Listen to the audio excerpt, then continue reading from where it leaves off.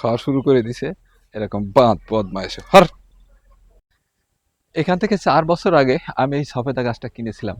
তো প্রতি বছর কিন্তু 2বার করে এই গাছগুলোতে সবেদা হয় আর প্রচুর পরিমাণে সবেদা হয়। কিন্তু এই যে যাওয়া আসার পথ, এই পথ থাকার কারণে এই পথ দিয়ে যারা যায় তাদের প্রয়োজনে কিন্তু এখানে ছিঁড়ে নিয়ে যায়, তারা বলেও না।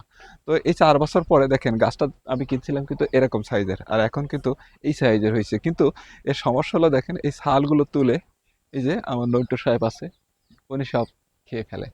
তো এবার ইনশাল্লাহ কিছু সফেদা হইছে, এই যে এখানে একটা হইছে, ওপাশে আরেকটা হইছে।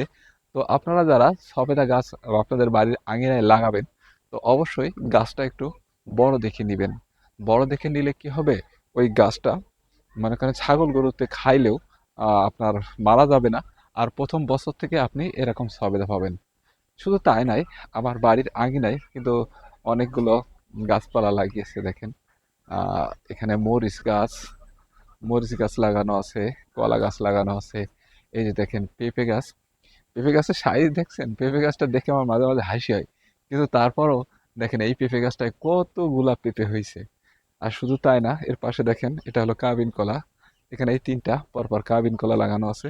আর ওপাশে একটা বর্তমান আছে, মরিচ আছে, ওপাশে ওল গাছ আছে। অর্থাৎ ভিটে বাড়িতে একটু একটু অর্ধেক, ওই যে আপনাদের দেখেন বলতে বলতে ও খাওয়া শুরু করে দিছে।